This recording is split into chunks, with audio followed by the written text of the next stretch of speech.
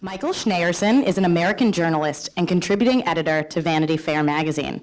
He's the author of several books, including Boom, Mad Money, Mega Dealers, and the Rise of Contemporary Art, and over 75 Vanity Fair stories. Marc Glimcher is an American art dealer who is president and CEO of Pace Gallery, a modern and contemporary art gallery founded by his father, Arnie Glimcher, in Boston in 1960. He's regularly cited as one of the most powerful people in the international art world. Today, we're here to discuss Michael's book, Boom, which chronicles the meteoric rise of the largest unregulated financial market in the world. This is the story of how the market for contemporary art evolved from rather modest and uncertain beginnings in the 1940s to become a wildly unpredictable financial roller coaster in the present, with global reach, capable of making and moving vast fortunes, and with the lightest regulatory touch of any financial market in the world. Please welcome Michael Shnayerson and Marc Glimcher. Thank you.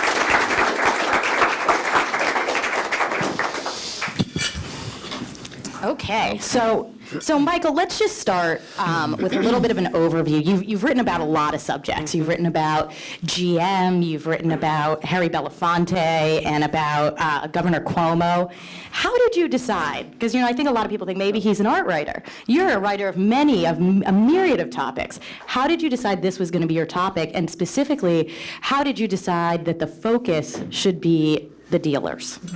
Well, I guess I could say I have a fatal flaw, which is that I let my curiosity lead me wherever it takes me. And therefore, I've written 7 books which have nothing to do with each other at all. And I, throughout that period, might say, well, I was interested in contemporary art. And that's true. Some of the stories I wrote for Vanity Fair were about the art world, and it's a fun, fascinating world to write about. But really, I just came to this the way most of us begin to take an interest in contemporary art. The crazy prices made me wonder how that had happened. I live on the Upper East Side. I'm surrounded by galleries. Larry Gagosian is down the street. Pace Gallery is not far away. And so I just decided that I would write a book that started in the late 40s, because that's when contemporary art, its market really began, and follow it all up until today.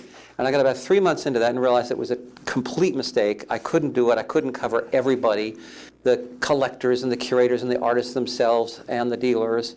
And that's when I realized that there was a smaller and perhaps more efficient or effective book on the dealers, because no one had really written about them. And when you think about it, I mean, you can't have art without artists, but you can't have art without dealers. And so that's really what put me on my way. And you focus on the 4 mega dealers, and we're lucky enough to have one of them here today. And so for those of you who don't know, it's Gagosian, Pace Gallery, Zwirner, and Hauser and Wirth. Right. How did you go about sort of getting those interviews, researching, and specifically some of the historical figures like Castelli? Right. How were you able to sort of get all of these anecdotes? Well, it depends on whether they're living or dead, of course. Castelli sadly died in 1999. The mega dealers, so-called, and it's interesting, that was a phrase that really only came into fashion in the last several years, maybe a little before I started my book. People just beginning to see this subset of mega dealers and to sort of rethink the contemporary art market with them as the center of it. Tell me what you were asking again. How did you go about getting them to do the interviews? So, when you're a journalist and you're you're stalking a tough subject, you start with the easy-to-get interviews and you work your way up. With the mega dealers, it was certainly that way. I happened to meet Marc's father at a dinner party a few years ago. I said I had started on this, and would he talk to me? And he was very gracious. You have a wonderful father. We love father. to hear ourselves talk. and I am forever grateful to him, because he did talk for several interviews, sat down with me.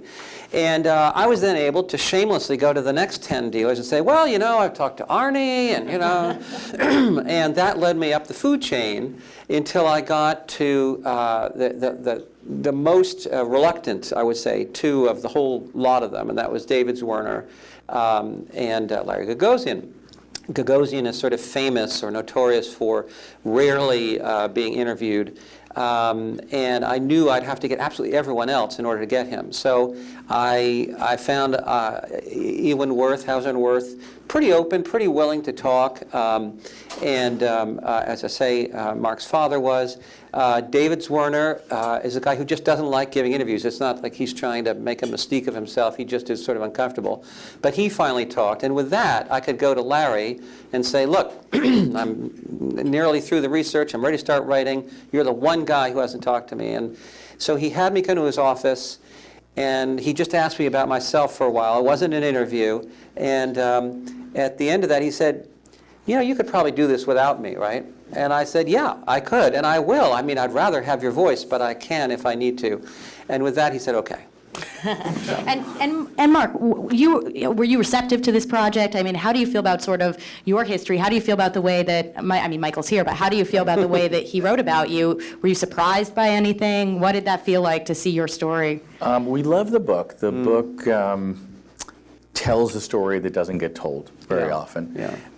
The story of the 20th century art is certainly a story of the artists, but there's an interesting role that's been played by the art dealers, and it's history that gets lost easily because it doesn't necessarily benefit anyone to tell the story. So we're very happy to see it get told, and it got told with the great background of how it all started, and then this strange rapid evolution which occurred, I'll say, in the last 15 years, and then also the last 5.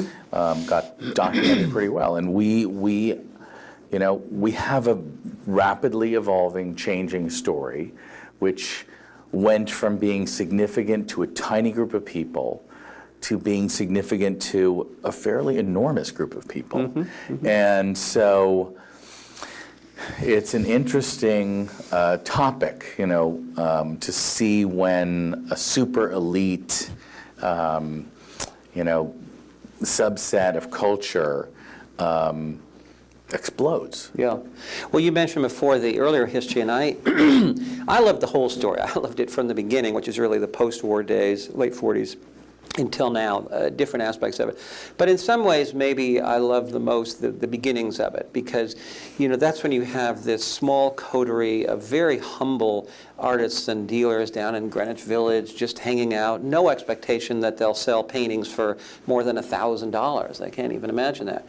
And in particular, these two dealers, Betty Parsons and Sidney Janis, who are just passionate about their artists, and who have the luck and passion to find themselves representing pretty much every abstract expressionist artist, every artist of that critical movement after the war.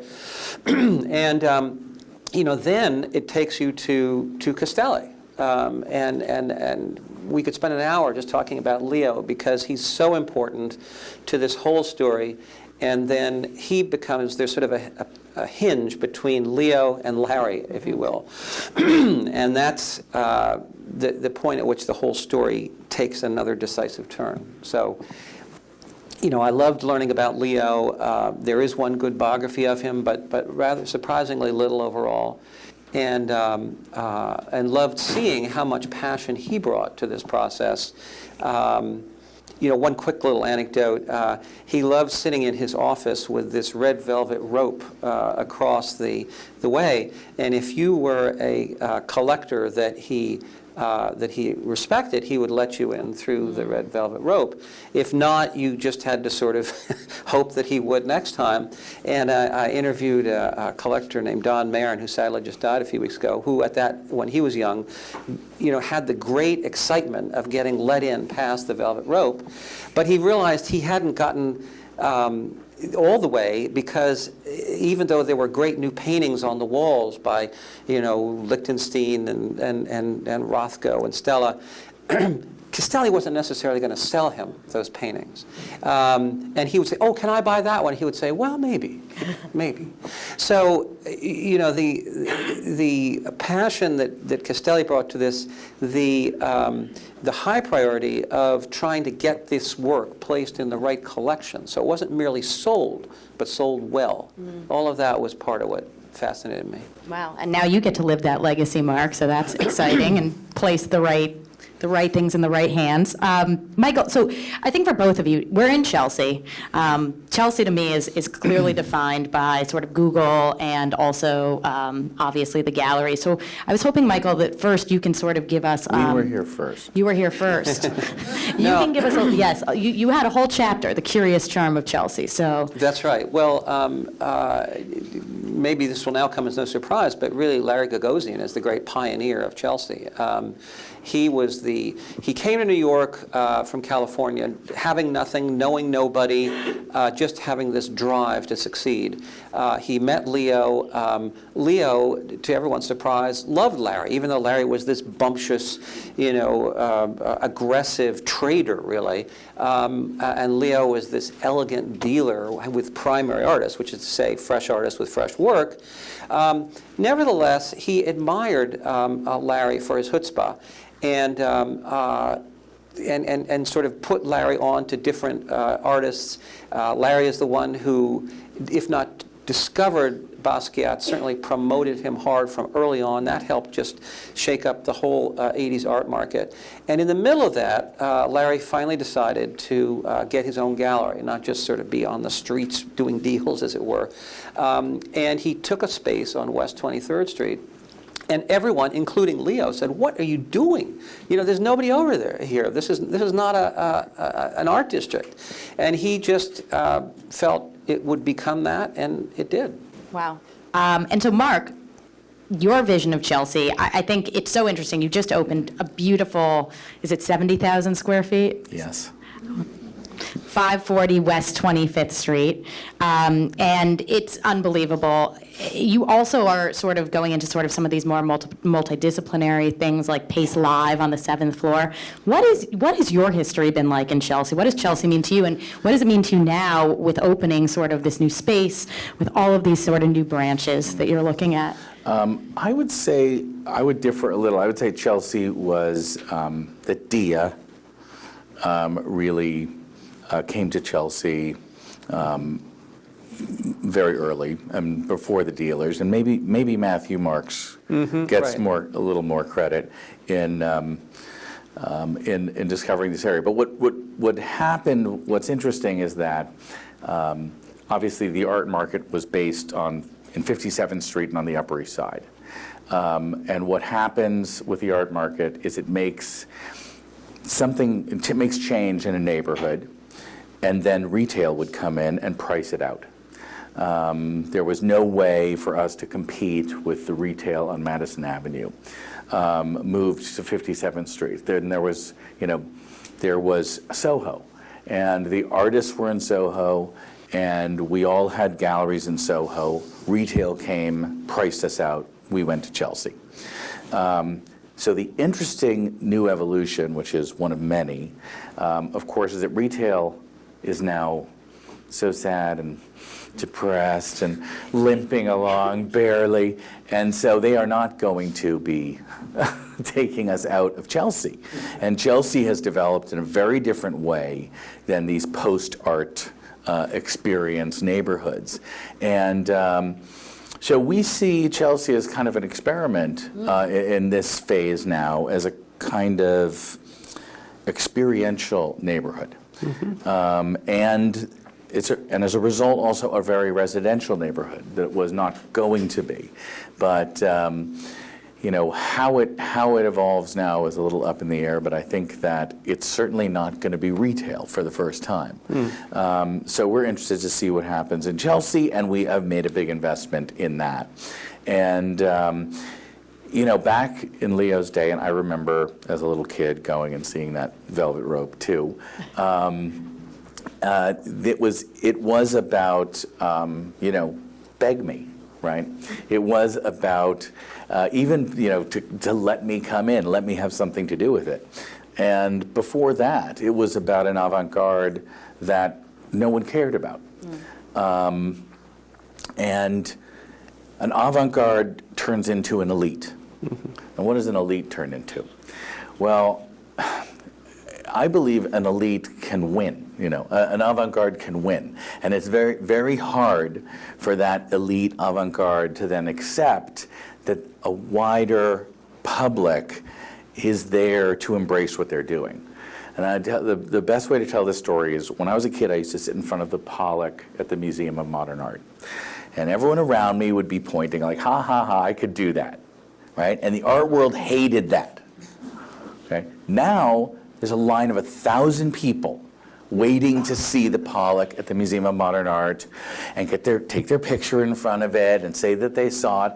And the art world hates that too, okay? Like, we hate everything. Can't win. So welcome to the new Chelsea. This is not a place, not going to be a place where haters are going to be successful.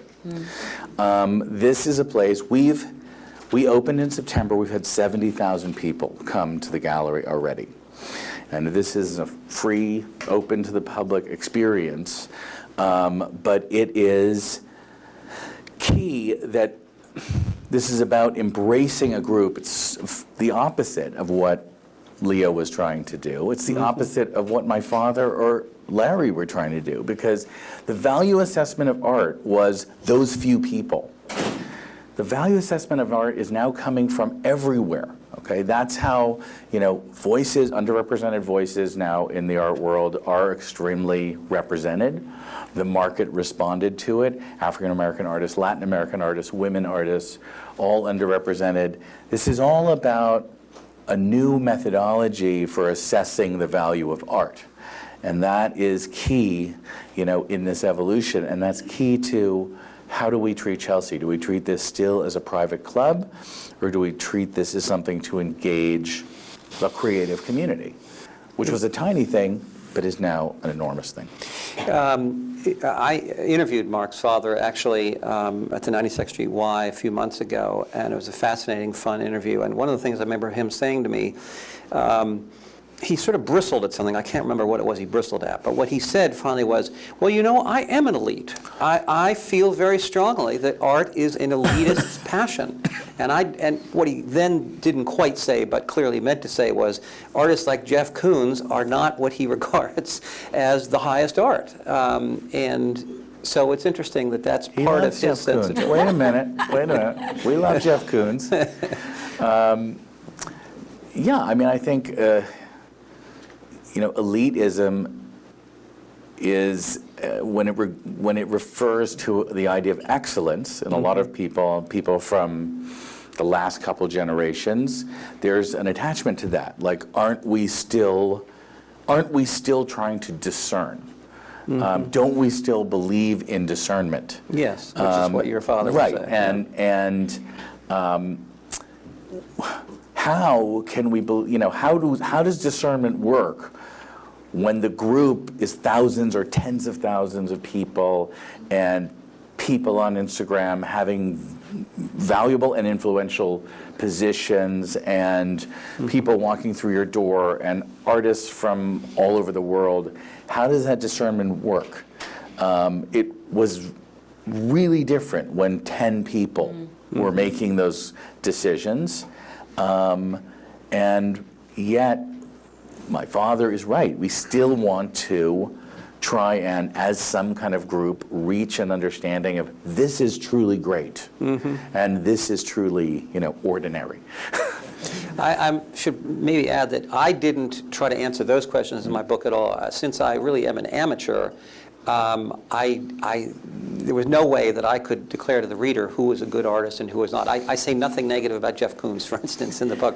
Love Jeff Koons. I find him, he's a very interesting guy, but, I think that it's possible to look at this without having views on the artist, pro or con. But that certainly is the phenomenon of how many more people are going to see this, how many more people are Instagramming everything, is both fascinating and sort of troubling. I mean, at what point does it hinder, first of all, the experience of seeing art, taking art in, and secondly, the market? I mean, don't you feel that, I mean, do you feel sort of a secret annoyance with all these Instagrammers who probably walk in and out of your gallery without ever buying anything? I love Instagrammers. Oh my God. But I'm the only one. So we get any other art dealer here, the answer is yes. But no, I think that, you know, you have got to embrace the evolution. When Kandinsky decided to paint a painting with no picture in it, you know, a lot of people were very annoyed. When Monet decided to paint an atmospheric depiction that was not realistic of the Thames River, people were very annoyed. The most derogatory term they could say is, this is nothing more than an impression. Right. You know, and that's how those guys got their name. So yeah, when you see something that's really annoying, and you are the status quo, you know, you probably should pay some attention to it. You know, when I always look and see, you know, who are the artists that all my colleagues really hate? Okay, who do they really hate? And these are artists to pay some attention to. If they're really hated, you know, if the hate is kind of like this, then, you know, that's one thing. So here's a quick story to illustrate that point. One of the artists I found fascinating is a guy named Joe Bradley. He's doing pretty well, and he came to New York some years ago from RISD with knowing nobody, and he began to do these paintings that looked like stick figures on plain blank canvas. He was represented by a little gallery called the Canada Gallery. And they had a show, and people hated this stuff. They just thought, this is literally what my 5-year-old daughter could do. Even people in the art world were saying that. It was just stick figures. But there was a dealer named Gavin Brown, who I find one of the most compelling characters in this whole cast in my book. And he thought, you know, I hate this work too, but everybody's talking about it. So maybe there's something in it. And with that, he took on Bradley, poached him. Poaching is a big part of this saga, really, for better or worse.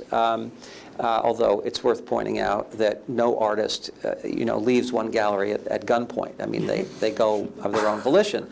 But at any rate, Larry Gagosian saw that Gavin Brown had picked up on Joe Bradley, and now has poached him from Gavin. So it's going to be very interesting to see what happens in the next couple of years. Larry Gagosian has put Joe Bradley, among others, on his sort of global merry-go-round, showing his work in one of his many of his 16 galleries around the world. Is it working? My sense is not quite yet. And if it doesn't work for another year or two, Joe Bradley will probably be quietly slid out the door. But that's really very much what the art market is about these days. And ultimately, it is about money. I mean, I started by saying that the crazy prices intrigued me. But, you know, the fact is we now live in a time where there are no movements like abstract expressionism. And where really, you may disagree, the yardstick for value of art is simply money. A $1 million painting is better than a $500,000 painting. And that becomes a sort of difficult thing to deal with when you're also trying to be, you know, a passionate art dealer and help art along. Okay, well, so here's the other flip side of that, which is that we've convinced ourselves that, and the reason this topic was so interesting is because the dealers, the context seem to take over. And the dealers and the galleries seem to be an arbiter of some kind. And the auction houses played a huge role in this. And there's this sense of, ever-present sense of the art market. Now, there is a clue that was some kind of misperception, because we had something come a while ago called Artsy. And Artsy was supposed to disrupt the art market. You were going to be able to buy art online, et cetera, et cetera. It was very popular. startup that's burned a gigantic mountain of money, and which they're supposed to, but it hasn't disrupted anything. So as the art world started to say, wait a minute, we're an asset management business. These paintings are worth $5 million, $10 million, $25 million. This looks and feels like an asset management business. And so you start to have galleries tuning themselves to that idea. But the news flash is that is the wrong idea, because this is not the asset management business, and it won't stand up to the scrutiny of asset management. Eventually, that will start to decay and erode. Someone said a really interesting thing to me. They said, art is approaching the arts. Okay, now we all know about the arts. The arts are an amazing thing. Movies, films, music, design, even to the edge like food, whatever. This is an amazing, complex of people that are doing, growing, doing amazing things. The artists are gravitating towards that world as you get more artist / architect / movie director, the multi-hyphenate world, because the artists are in the magic business. Like, they're there to change your perception. As soon as they're in the business of making money, they will start to erode the value. Like, what's the fundamental value of art? Is it the last auction price? That is not where fundamental value comes from. The value had to be ascribed by something else than the last auction price. And you can have a lag time where we have this incredible boom, where everybody is like, no, I mean, that's it. And then marketing and fashion starts to take over the systems of art. But the interesting thing about fashion is you're supposed to throw it out next year. But when you spend $4 million on a painting, it doesn't feel so good when you have to throw it out next year. So I see in all of the evolutions that are coming in the future is that the artists are definitely looking like there's some kind of consensus that there's something wrong. I wouldn't say, I don't pick up the phone to my fellow dealers and have them say, boy, the art market, the art world's so great. Everything's great, No, they have a sense that there's something out of balance. But it's a good thing that's out of balance, and it has to do with how many people are flooding into our world.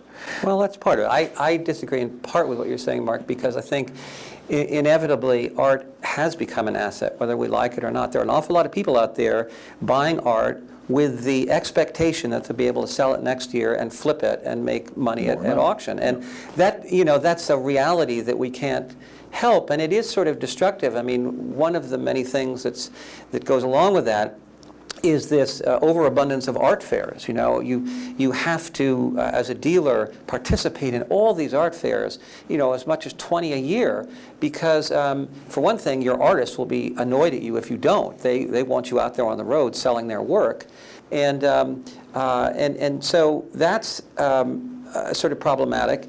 Another thing that happens is that the small and emerging galleries, and you've talked about this recently in print, Mark, the small and emerging galleries are suffering precisely because of the story that I told you earlier about, Larry Gagosian taking Joe Bradley.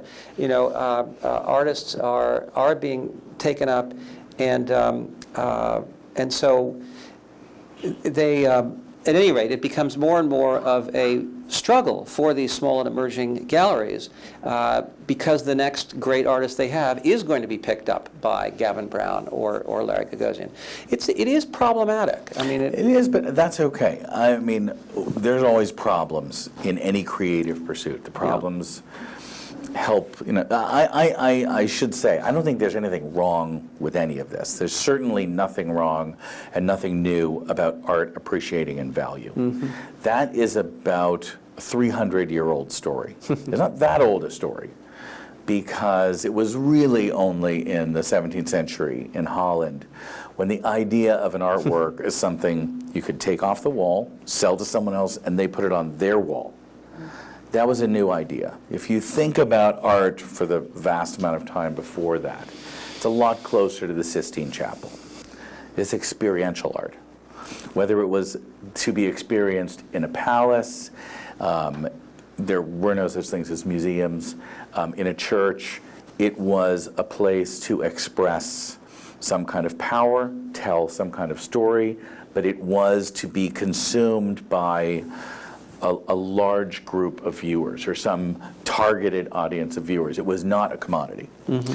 Became a commodity, as so many things did, as you know, right along with the way everything else changed, and that has been, of course, you know, amazing in the sense that art is the ultimate metaphor for how we can function together as a society, right? Art has zero utility. If you go back to your economics 101 class. You can't eat it, you can't live in it, you can't drive it. But we're able to agree on the value of it, which is amazing. Like, how is that possible? And that is very fundamental to the way society works, that we're able to agree on things that don't have utility. Currency is a copy of art. It's a spin-off of art, a piece of paper that we're all going to have an agreement about. You know, we're in a post-utility economy now, right? Well, you can't eat a Facebook, right? I don't think. Or maybe you can. Anyway, but... Megan? I'm I feel still that here. we've forgotten you. Sorry. I'm here, it's And I fine. don't want to forget you. Oh, that's so sweet. No, that was fascinating. That was great. This was something. I think, you know, one thing that I want to talk a little bit about is art and technology, and I know we've discussed this is discussed in your book. I think there's two things that are sort of top of mind for me. One is it's great to see Pace has expanded to Palo Alto, right around Google, right around Stanford. I'd love to hear how that sort of is going and what the art world on the West Coast is like. And I think secondly, you represent several tech artists, and you can tell us a little bit about them. All of them. All of them, including just Team kidding. Lab. Just kidding. And we were talking before about some of the challenges of sort of that work. You discuss it in your book as well. So I'd love to sort of hear a little bit about that sort of section of the art world. About the dizziness, the art that people have trouble with because they think things are moving toward. That's part of Oh, it. that. Well, I'll say one thing about Palo Alto first. Okay. About 10 years ago, 12 years ago, I started spending a lot of time in the Mid-Peninsula, as we say, and it occurred to me that this was a pretty art-free environment, and of course, the art world was like, well, that's where the money is, that's where we're going, and everybody took a little trip around, and they were like, well, actually, we're not going here at all, never mind. And I said, no, I am definitely going. I'm a failed biochemist myself, so I have some nerd, geek genes in me. So I went to Menlo Park, and I took over the old Tesla showroom. Only in Menlo Park is there an old Tesla showroom. And we put up a Calder show. Yep. And we had an incredible response. And no one cares in Silicon Valley about art. No one cared in Silicon Valley about the art market. And no one cared for the art market. But the response was amazing. And yes, at the same time, we started to see the rise of the Art and Technology Collective. And this kind of group, which was the two first big groups, were the Random International, which made the Rain Room, and a bunch of other experiences, and Team Lab, which is a Japanese group, which is now 600 people. Wow. And they were making art, but they were also making art experiences. And really what was at the core of what they were making were experiences. And as a result, that, not artsy or whatever else we thought, that appeared to me like the great possible disruptor of our art market. Because our art market relies on two things. It relies on people buying paintings and sculptures, and it relies on patronage. People, we have an enormous experiential art economy, but it's all nonprofit. 3 times as many people go to art museums every year as sporting events. Number 1 tourist destination in the world is art museums. And yet the artists can't participate in the economy. So if an artist makes something that really can only be experienced and tries to get it to a museum, people have to give money. Definitely people walk through the door of the museum and pay and buy a ticket, but none of that money is ever going to an artist. And that's supposedly a terrible idea. Of course, when you buy painting, that money goes to the artist. So this seemed to me, it was kind of bred in our history because we represented Robert Irwin from the early 60s, James Turrell. These are the original, what they called phenomenological artists. So we now talk about them as experiential artists. That seemed to me like the most potent disruptor. And of course, it was coming from the artists. Like, where was it going to come from? Art dealers? I don't think so. Sorry. Anyway, but so those groups we started to work with in Palo Alto as well.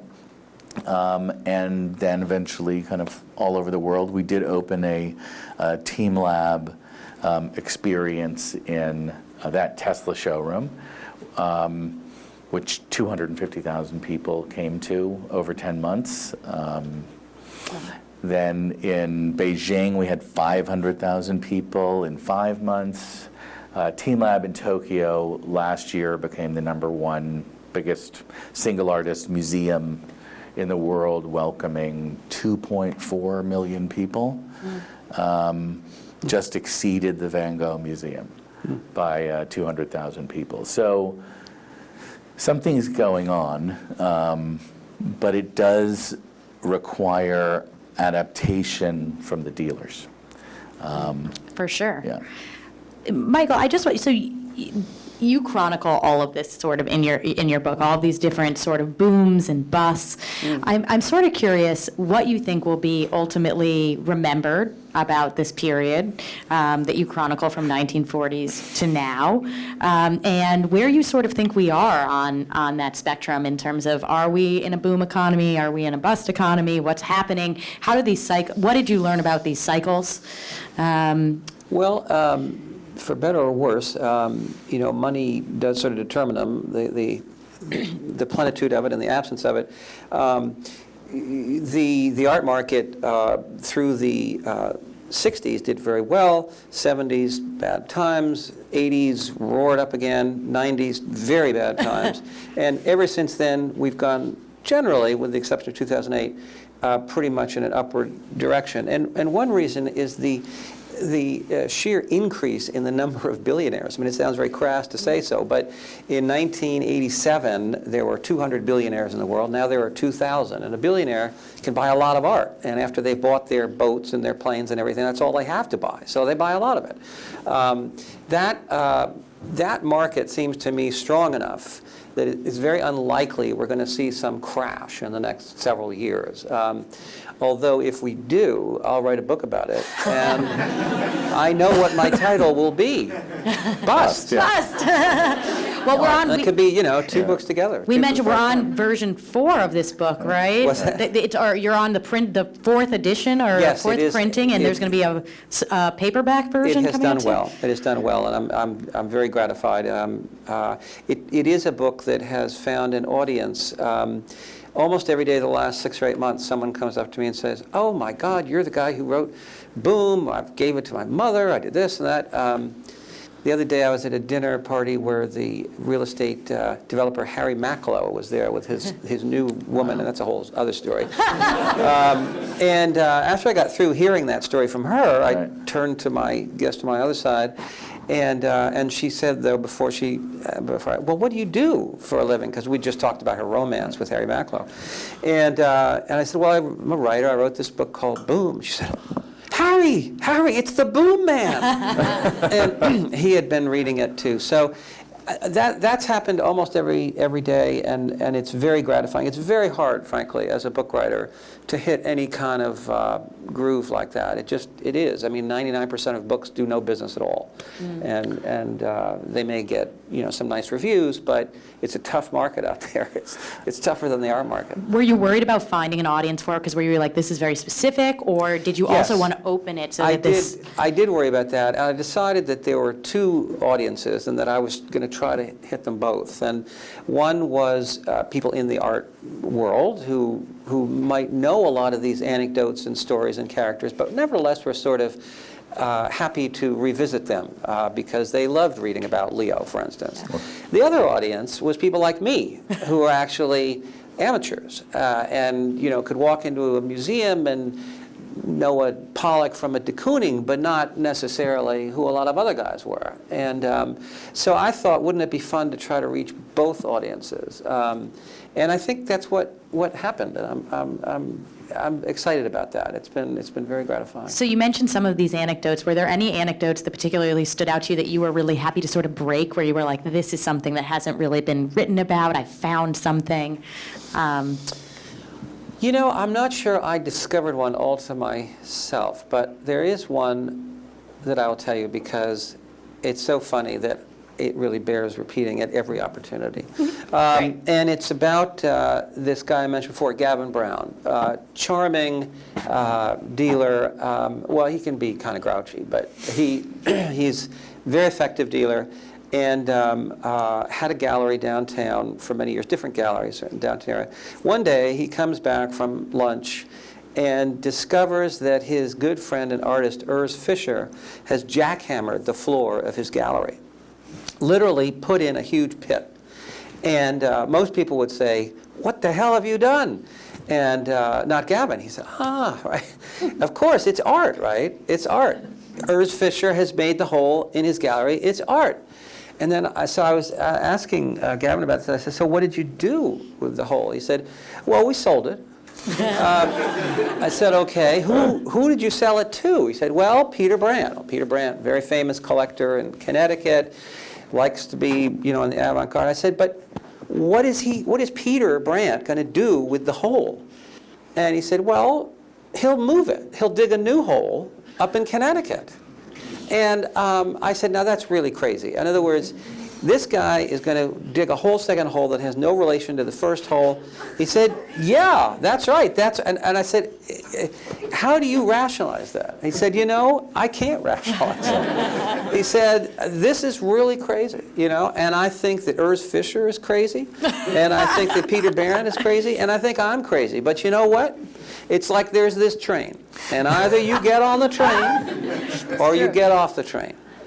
We're on the train. It's true. And that's the way he put it. I'd like to open it up to questions, so if you want to raise your hand, we'll bring a microphone around. If anybody has a question for either Michael or Marc. Well, I have one for Marc. If I were buying a painting today, I didn't know anything about art, Right. but I wanted to buy a painting that was aesthetically pleasing and that was probably going to be a successful investment. I know dealers hate to hear that, but what would you have me buy? Just off the top of your head. Who are you excited about this week? I'd have you come and buy a Loie Hollowell. But you can't get one. Exactly, but you can't get one. Yes, you can't get one. Sorry. Well, I should add the backstory here. Loie Hollowell is a young, very successful artist who had, if not her first show, was it her first show? Yeah. Pretty much, at the Pace Gallery, on the occasion of the gallery's amazing opening in its new gargantuan shape. And her work looks a bit like Georgia O'Keeffe, maybe. Georgia O'Keeffe's, and there's something kind of sensual about the way the geometric shapes are presented. And basically, Arnie and Marc saw a great market in her, and they put her 9 paintings in as one of the shows in the new gallery, and they all sold out for a lot of money. So I can't buy one. What am I going to get now? Sorry. And none of the things I recommend to you can you buy. But we're gonna get you one. Thank you for joining us. I was very fortunate a couple years ago to visit the Leonard Lauder home and see some of his enormous quantity of Cubism and Picasso's. Yeah. And I thought it was amazing. And I looked up his story, and he's promised to donate them all to the Met. I think some 75. Well, he's already... They've been donated. Already done. Yeah. Okay. Yeah. And I think that's great, because I don't think I'm going to be visiting the Lauder home again. That was very fortunate, and I know that not everyone can, but I go to the Met all the time. And so that's a great transfer of Yeah. wealth, right, Yeah. to the common person. And I'm very grateful for the generosity of billionaires in that case. Oh, yes. No, we love billionaires. That's fine. Is there a risk if art becomes too commoditized as an asset transfer tool that the generosity of billionaires may be tempted to simply cash in on, obviously, what is of great value versus donating it You're the better one to to... answer that. I think that great art makes its way into public collections. Somebody eventually owns the artwork for whom the value of it being part of the public common trust is higher than the value of whatever they can get by selling it. The great thing about the artwork is it can be sold many, many times until it finds that person who, what is a museum? A museum is somebody's private collection. That's why they're called the Guggenheim and the Whitney, and they were gonna call the Museum of Modern Art the Rockefeller Museum, but they were too humble to do it. I don't know. At some point, these people, there's more value in it becoming part of our society than it being an asset. And I think that there isn't a danger of that stopping because, and in fact, right now, I think that will accelerate because we see not just the asset value of the art being prized, but right now values are being prized in the art. What we see is people want not to show they're rich with their collection, they want to show who they are with their collection. And that was who they are in the past by the sense of, I'm so sophisticated, I'm so smart, I understand what this white canvas with one dot on it means. Now people want to show, this is art that's related to the environment, this is art that's related to identity, this is who I am. And that will that will continue that trend for people to try and expand a value statement using art. But if I could just interject here, it's also true that the art does get more and more expensive. It gets harder and harder for the museums to collect. They find themselves in the position of hiring taking someone like Harry Macklowe and hoping he'll sit on the board and donate some of his artwork to them. And when it comes to that, there are, issues that are maybe all soluble, but a bit troubling. I mean, one of the issues as far as galleries go is that galleries tend to have a lot more money now than museums. And if the gallery wants to see a show of one of its best artists in a museum, they will work with the museum, and they will perhaps help underwrite it. That can be fine, but it again raises issues. Another issue that I found quite fascinating in my book is private museums.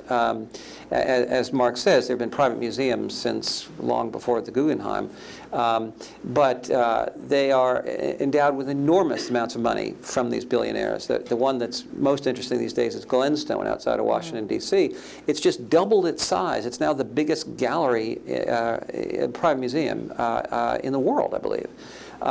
So what happens when the head of Glenstone wants a show for one of his artists? He probably has pretty good influence to get that show exhibited. And anyway, it means that the judgment of art, whether it's good or bad or should be exhibited, starts to be a judgment that is shared by more than just the people in the museum. And I don't know if you find a problem with that, but it's, I definitely find a problem with it because I get a call every week saying, can you send us $200,000 for your artist show or $250,000 for your artist show? And what choices are you, from the dealer side, what choices are you presented with? yeah. You can say, no, Yeah. I don't, that's immoral and I don't believe in that.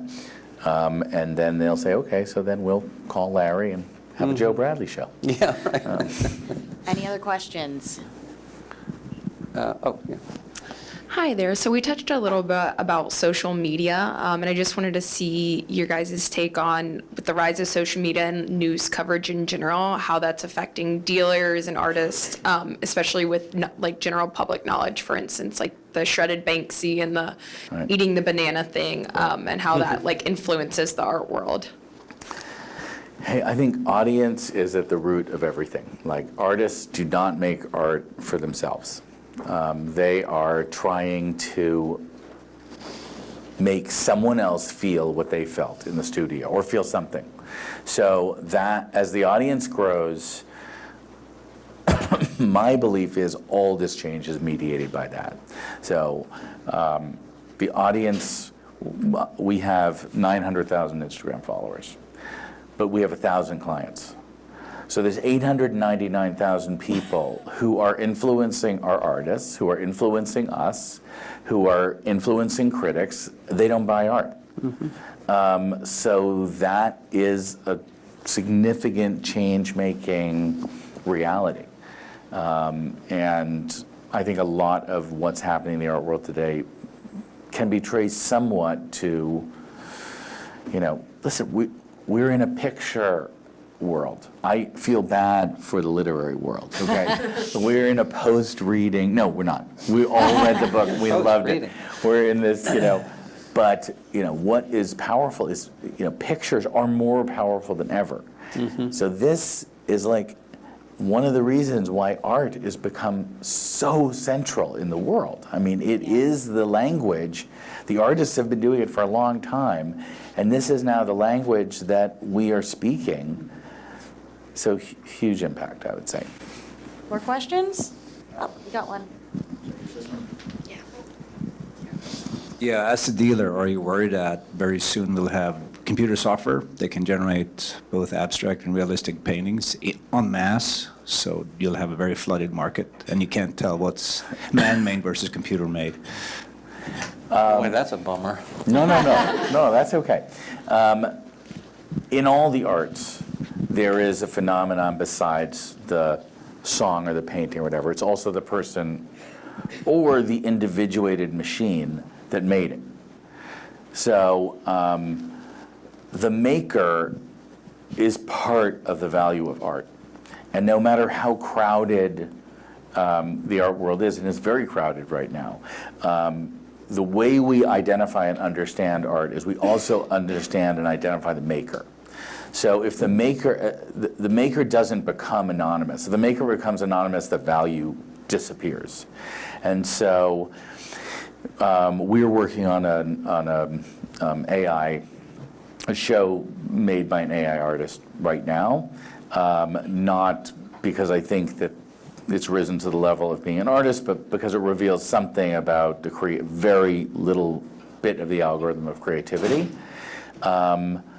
But I think that we will always have great artists, and we will always have someone will say, that's my favorite artist, is part of the dynamic. So you can't like flood out that mountain as it keeps growing taller. There are other levels in which artists produce. I mean, prints are art. They are, you might say they're not original, or they could be replaced by the process you're talking about. But no, they are a wonderful kind of art. They are art. But it's about the maker. It's about the maker. So even if the problem with an AI artist is that a machine isn't individuated. Right? Fully networked machine cannot function as an individual. And unless you are an individual, unless there's a gap between me and you, we can't make art. Like, there's no need for art if our consciousnesses are completely connected. So the idea of Skynet taking over art is kind of impossible because you need the space between individual consciousnesses to make a reason for making art. All right, final question. I think one of the things that's really interesting about this book is you talk about how it's the largest unregulated financial market. Right. And I actually heard your answer to this, but I didn't hear your why. Do you think this market should be regulated? And you can both take that, and why? Short answer, yes. No, I mean, yes, it is problematic that there are virtually no rules in the market, as far as my research suggested, other than, if you're going to make a deal with someone, you're selling a painting, he's buying it, you just need to agree on what the price is. It needs to be put on paper, and you need to pay your taxes. And there's not much else. Larry Gagosian is well known for increasing the commissions that he will get from the sale of a painting, just because he set up the deal where the seller says, I just want to get $1 million for it. And Larry says, okay, I'll get you $1 million, and anything else I get on top of that is mine, right? And the seller says, okay, yeah. So, Larry might sell that painting for $1 million plus 10% and take his 10%, but he might sell it for $3 million. And he can keep the additional $2 million. And that's an amazing, I mean, that just wouldn't happen in financial markets, is it a bad thing? I don't know. Larry's pretty happy about it. It's a highly inefficient market. And that's what dealers call it, highly inefficient. highly inefficient. And we love it that way. But it's becoming more efficient because there's more communication. It's much harder to say, oh yeah, I sold your painting for $1.2 million, and not have the person who you sold it to for $3.2 million bump into the person who sold it for $1.2 million.